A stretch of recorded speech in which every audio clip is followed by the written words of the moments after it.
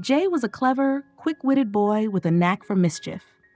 He was the kind of kid who could take apart a remote control just to see how it worked, but who often forgot to put it back together. His sharp mind, though impressive, was usually overshadowed by his endless pranks and experiments, much to the frustration of his parents. "It's not that we don't trust you," his father had said countless times, "but you've got to start showing some responsibility."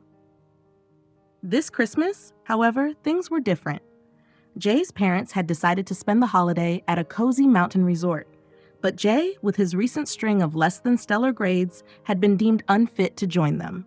Instead, he was staying behind to focus on his studies. "Jay," his mom began, her voice stern but loving, "this is for your own good. We need you to catch up on your schoolwork. This is not a punishment. It's a chance for you to show us how responsible you can be."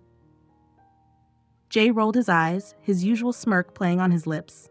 Yeah, I get it. No pranks, no experiments, and no fun, right?" His dad laughed, patting Jay's shoulder. "Just don't blow up the house, kiddo. And one more thing, don't open the door for anyone. No exceptions."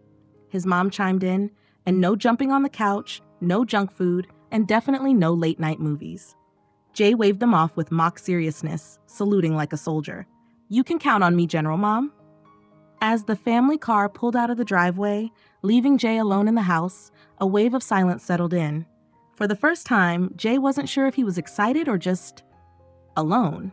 Jay stood at the doorway, arms crossed, trying to look unfazed as his parents loaded their suitcases into the car. His mom glanced back at him, her eyes soft with concern. "Are you sure you'll be okay, sweetheart?" she asked for the third time. Jay gave her a grin that didn't quite reach his eyes. "Mom, I'm not a baby. I'll be fine. Go enjoy your trip." His dad chuckled, ruffling Jay's hair as he walked past. "That's the spirit. Just remember, stay out of trouble." Jay nodded, but as the car's engine roared to life and the family SUV rolled out of the driveway, his grin faltered. The warm glow of the car's taillights disappeared into the chilly December evening, leaving the house eerily quiet. He closed the door and leaned against it, staring at the empty living room. The Christmas decorations twinkled cheerfully, but the silence felt heavy. For the first time, Jay admitted to himself that being alone wasn't as exciting as he thought it would be. With the house entirely to himself, Jay wasted no time in embracing his newfound freedom. He dashed to the kitchen, raided the fridge, and returned to the couch with an oversized slice of leftover pizza in one hand and a can of soda in the other. "Now this," he mumbled through a mouthful of cheese, "is how Christmas should be." He flopped onto the couch, remote in hand, flipping through channels until he landed on his favorite animated series. The TV volume blared at maximum, the sound of explosions and exaggerated dialogue filling the room. Jay laughed loudly, crumbs falling onto the cushions, but he didn't care. There was no one around to scold him. Feeling even bolder, he grabbed his mom's Bluetooth speaker and cranked up a playlist of energetic pop songs. The living room became his personal concert venue as he jumped around, dancing like no one was watching. Because for once, no one was. But just as he reached the chorus of his favorite song, a notification buzzed on his phone. It was an alert from the security cameras his parents had installed around the house. Curious, Jay grabbed the device and opened the app. The screen displayed a live feed from the front porch camera. His cheerful expression froze. Two men stood just beyond the porch, their faces partially obscured by hats and scarves. One of them was pointing at the house, while the other glanced around nervously.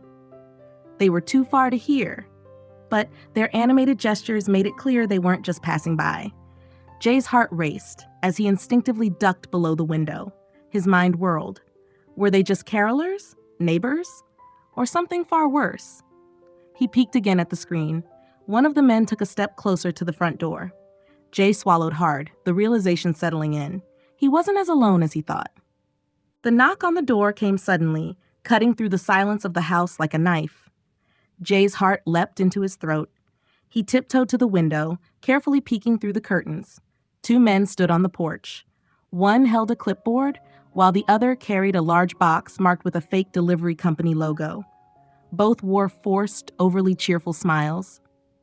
"Package for the Hendersons," the man with the clipboard called, rapping on the door again.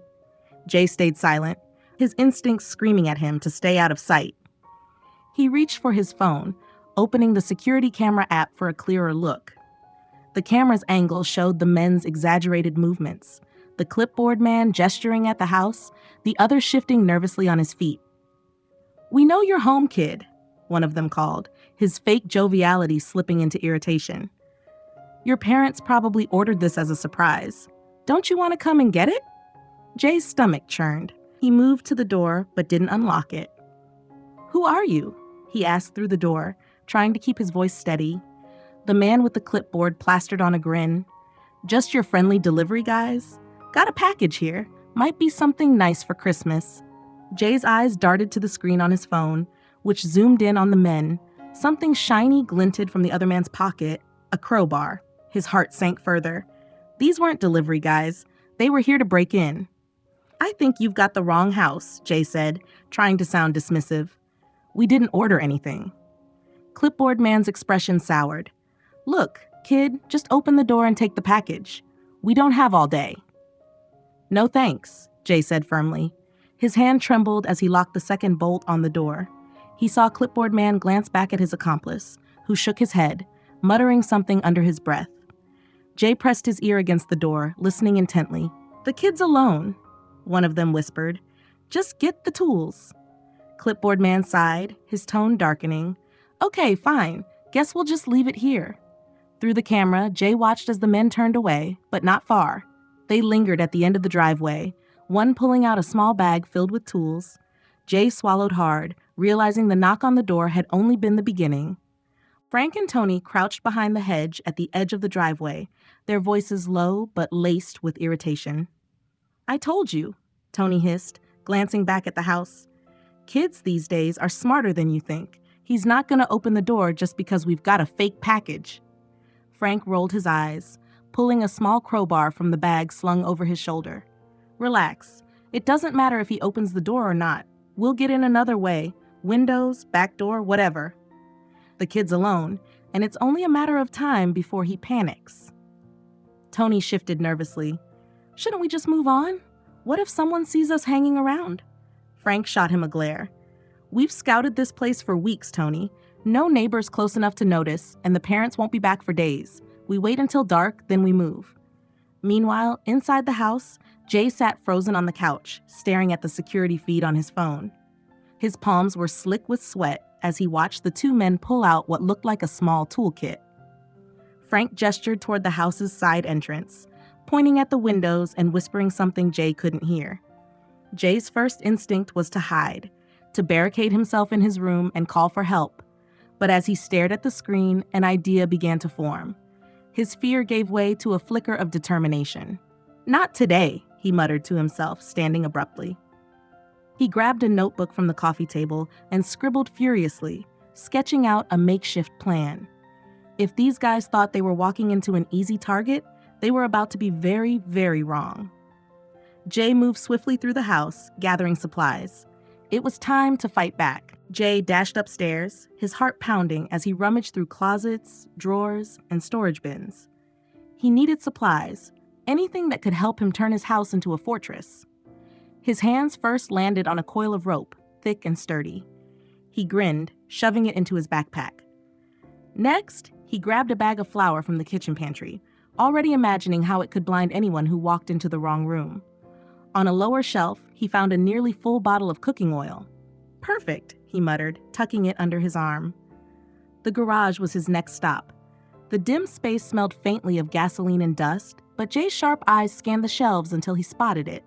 A rusting old box fan his dad had retired months ago. He dragged it into the light, testing the blades. They whirred sluggishly, but worked. "This'll do," he said, wiping his forehead. In the living room, he dumped his haul onto the floor and began sketching out a plan. His traps needed to be simple but effective, enough to slow the burglars and give him the upper hand. He started with the basics. For the staircase, he poured a generous layer of cooking oil on the wooden steps. Anyone attempting to climb up would be in for a slippery surprise. In the hallway, he rigged the fan with a makeshift pulley system. With a flick of a switch, it would blow flour directly into an intruder's face. Upstairs, Jay used the rope to create a tripwire just outside his room, looping it carefully around the doorknob. If anyone got past the first two traps, they'd be tripping and tumbling into the wall. Standing back to admire his work, Jay felt a flicker of pride. This wasn't just about defending his home, it was about outsmarting them. His plan was in motion, and he was ready. The night was silent, save for the faint crunch of boots on gravel as Frank and Tony approached the house once more. The glow of Christmas lights twinkled through the windows, casting a cheerful glow that stood in stark contrast to their dark intentions. Frank knelt at the front door, his gloved hands deftly working the lock with a set of tools.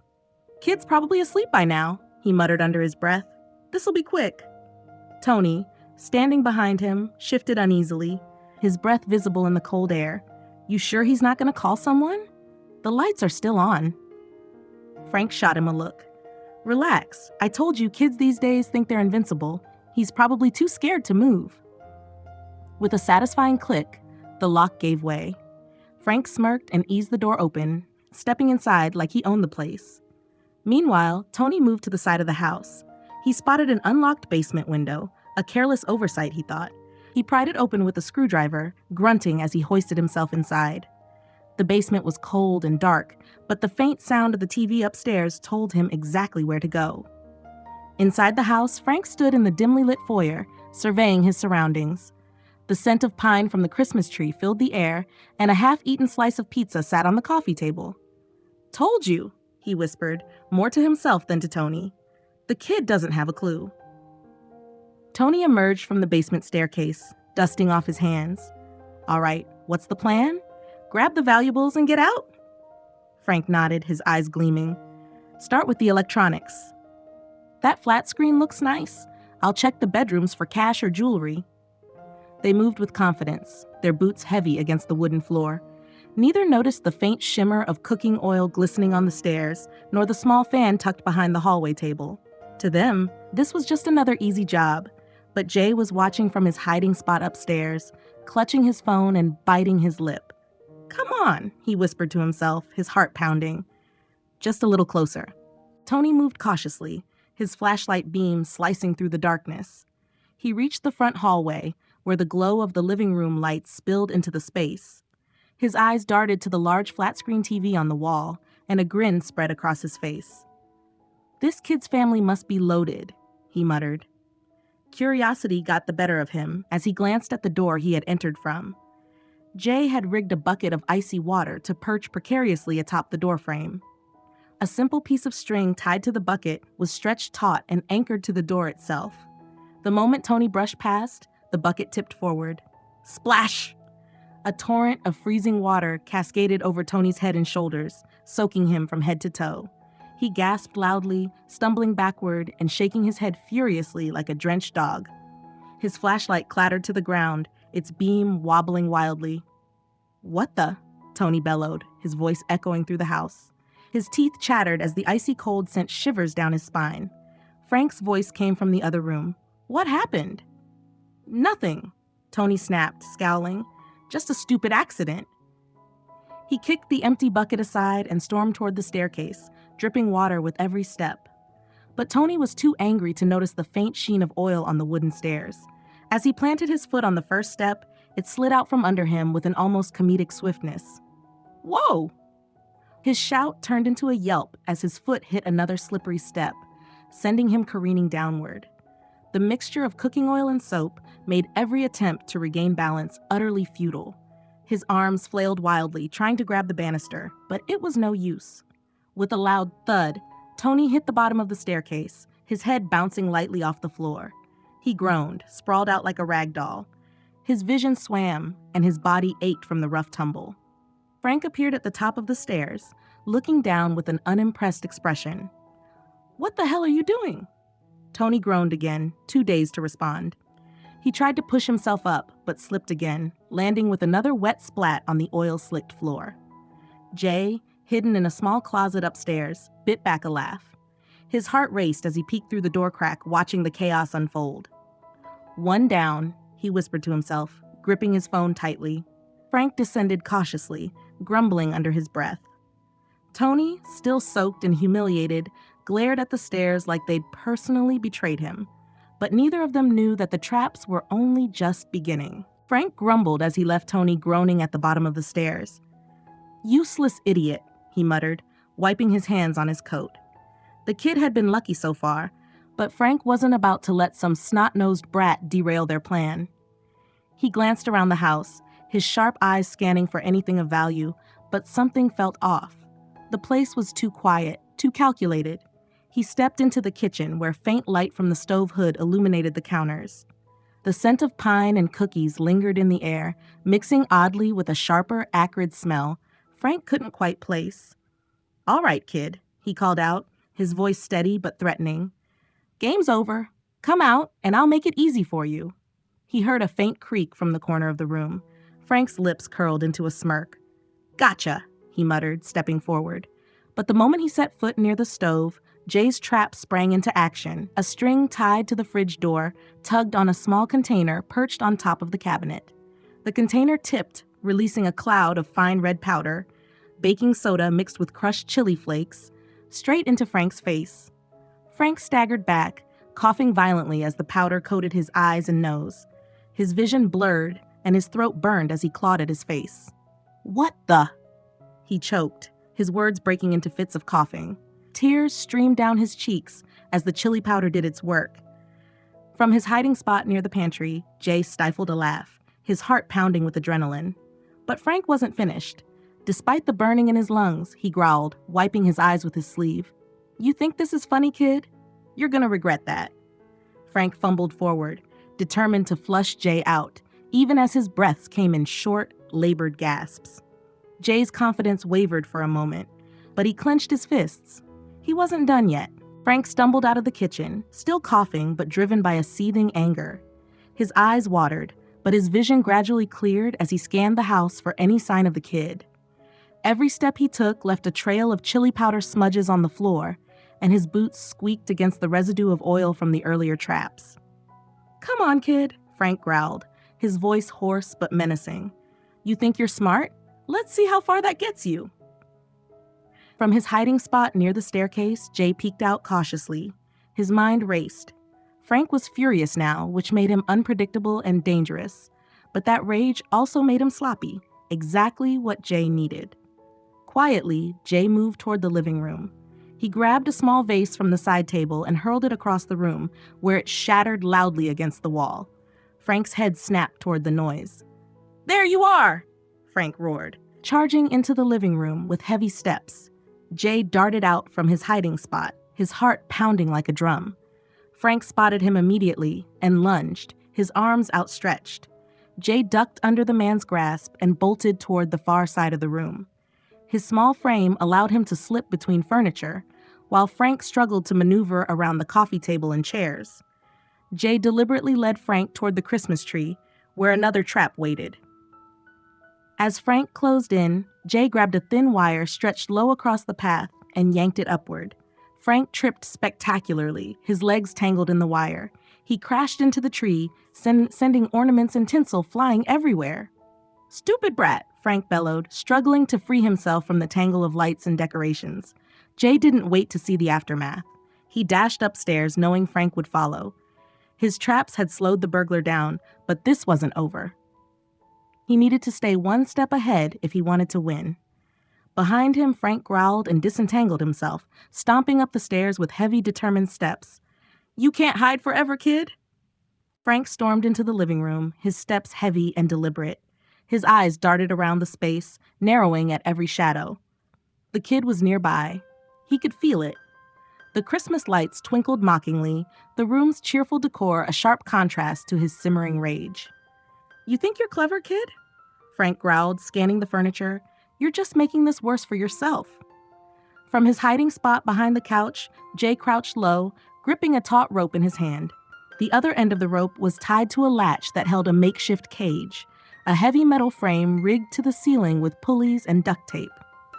The second Frank stepped into the center of the room, it would drop.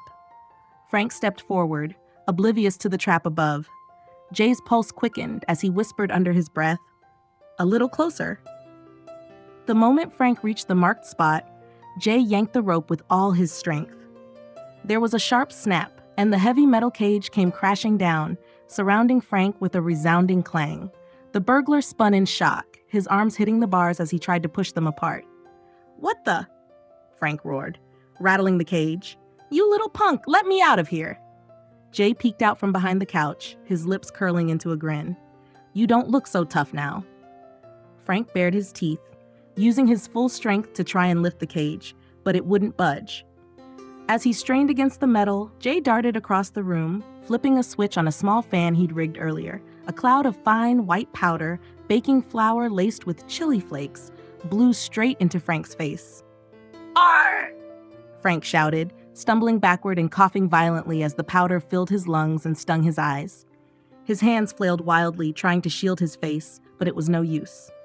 The air was thick with flour, turning the room into a hazy battlefield.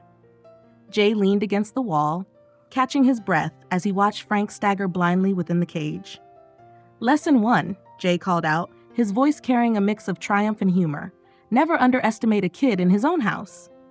Frank snarled, still swiping at the air, but Jay was already on the move, preparing his next plan. The battle was far from over, but for now, he had the upper hand. Frank stormed into the garage, his heavy footsteps echoing against the concrete floor. Jay darted to the far corner, his chest heaving as he clutched a rope tied to the ceiling. The garage was dimly lit, with faint light filtering through a small window, but the tension was palpable. "You've got nowhere to run now, kid," Frank snarled, his voice thick with rage. His eyes darted around, scanning for signs of another trap. But he was too blinded by anger to notice the rope subtly snaking its way up to a precariously balanced heavy toolbox above his head. Jay took a shaky breath, his hands trembling as he calculated the timing. Frank stepped closer, his shadow looming larger with every second. "I'm gonna teach you a lesson you'll never forget." Closer, just a little closer. Jay's grip tightened on the rope. "Now!" he shouted, yanking it with all his might. The toolbox tipped, falling with a resounding crash. Frank barely had time to look up before it struck him square on the shoulder and head. His eyes widened briefly before he collapsed to the floor with a heavy thud, unconscious. Jay stood frozen, his breath caught in his throat, staring at the fallen man. It was finally over. Jay stood over Frank's unconscious body, his chest heaving with each breath. His hands still trembled from the adrenaline, but he knew he couldn't stop now. Grabbing a roll of duct tape from a nearby workbench, Jay crouched down and began wrapping it tightly around Frank's wrists and ankles. The man stirred slightly, groaning, but didn't wake. "Not so tough now, are you?" Jay muttered, his voice shaky but firm. With Frank secured, Jay turned his attention back to the house. He had to deal with Tony before either of them had a chance to recover. He darted into the living room, where Tony was still sprawled at the base of the stairs, groaning in a daze. His attempts to move were clumsy and half-hearted, the earlier tumble clearly having taken its toll. Jay worked quickly, using the remaining duct tape to bind Tony's arms and legs. "You guys really picked the wrong house," he said under his breath as he wrapped the tape around Tony's boots for good measure. With both burglars immobilized, Jay dragged them one by one into the small storage room near the garage. It wasn't easy. Frank was heavy, and Tony kept mumbling incoherently. But Jay didn't let up. He shoved them both inside the cramped space and slammed the door shut. Jay reached for a broom handle and wedged it firmly between the doorknob and the floor, creating a makeshift barricade. Stepping back, he examined his work, nodding in satisfaction. "Let's see you get out of that." The house was quiet again, save for the muffled groans coming from the storage room. Jay wiped the sweat from his brow, his heart finally beginning to slow. For the first time all night, he felt a flicker of relief. The danger was contained, for now. Jay leaned against the wall, his chest still rising and falling quickly as the adrenaline coursed through his veins. The storage room door rattled faintly, accompanied by muffled curses and groans from inside. He took a deep breath, steadying himself. The hard part wasn't over yet. He hurried to the kitchen where the landline phone sat on the counter, untouched and reliable. His hands shook as he picked up the receiver and punched in the emergency number, each beep echoing in the silent house. 911, what's your emergency? A calm voice answered. Jay swallowed hard, his voice steady despite the tremor in his hands. There are 2 men in my house. They tried to rob us, but I stopped them. They're locked in the storage room now." The operator's voice remained calm but firm. "Are you hurt? Is anyone else in the house with you?" "I'm fine," Jay said, gripping the phone tighter. "I'm alone. My parents aren't home." "Okay, help is on the way. Stay on the line with me. Can you tell me your address?" Jay rattled off the information, glancing nervously toward the storage room. "I've got them tied up. They can't get out." "You did great, kid. Just stay where you are. Officers are on their way." Jay exhaled shakily, lowering the phone slightly. The weight of the night began to settle on him, but he held on. Help was coming. The sound of sirens pierced the quiet night, their wailing growing louder as flashing blue and red lights painted the walls of the living room. Jay stood near the front door, his small frame still trembling slightly, but his face was set with determination. The distant shouts of the officers drew closer, their heavy boots crunching against the gravel driveway. The door burst open, and 2 uniformed officers entered, guns drawn. Their eyes quickly scanned the room before landing on Jay, standing with his hands raised, a mixture of relief and exhaustion in his eyes. "You called us?" one of the officers asked, lowering his weapon slightly. Jay nodded and pointed toward the garage. "They're in the storage room. I tied them up." The officers exchanged incredulous looks before moving cautiously toward the back of the house. Jay followed at a safe distance, watching as they unlatched the storage room door. Frank and Tony were sprawled inside, their arms and legs bound tightly with duct tape. Frank glared up at the officers, his face still streaked with flour and chili powder. Tony, meanwhile, groaned weakly, his head slumped against the wall. "Get these guys out of here," one officer barked. Another stepped forward, quickly securing cuffs around their wrists. As the burglars were hauled away, one of the officers turned to Jay, his expression a mix of amazement and respect. "You did all this by yourself?" Jay shrugged, a faint smile tugging at the corners of his lips. "They weren't as smart as they thought." The officer chuckled, patting Jay on the shoulder. "You're one brave kid. Your parents are going to be proud." Jay stood a little taller, watching as the squad cars disappeared down the street. For the first time, the house felt safe again. He wasn't just a kid anymore. He was a hero. The rumble of the family car pulling into the driveway jolted Jay from his seat on the couch. The adrenaline from the night's events had finally started to wear off, leaving him tired but still buzzing with a sense of accomplishment. He stood as the door flew open, and his mom rushed inside, her face pale with worry. "Jay!" she cried, running toward him. She pulled him into a tight hug, holding him as if she'd never let go. "Are you okay? Oh my God! We came as soon as we heard." His dad followed close behind, his eyes wide as he scanned the room. "Kiddo, are you hurt? What happened here?" Jay shook his head, grinning despite the ache in his muscles. "I'm fine, really. The cops got them. They're gone now." His mom pulled back just enough to cup his face, her own eyes brimming with tears. "We're so sorry we left you alone. We should have never." Jay interrupted with a small laugh, stepping back and spreading his arms toward the chaos around them, the overturned furniture, the tangled Christmas lights, and the faint traces of flour still dusting the air. "Hey, I think I did all right." His dad raised an eyebrow, glancing at the mess. "All right? You tied up 2 burglars and called the cops? That's not just all right, Jay. That's incredible." Jay shrugged, his mischievous smile returning. "What can I say? They weren't ready for my traps." His mom managed to laugh, pulling him into another hug. "We are so proud of you, but please, next time, no more staying home alone." Jay smirked. "Next time, don't worry. I've got some ideas for even better traps." His parents exchanged a look, half amazed, half exasperated, before pulling him into a family hug. Christmas wasn't ruined after all. If this story touched your heart, don't forget to subscribe to our channel for more inspiring tales of loyalty, love, and the incredible bonds between humans and animals. Join us as we share stories that remind us of what truly matters in life. Hit the subscribe button and turn on notifications so you never miss a moment.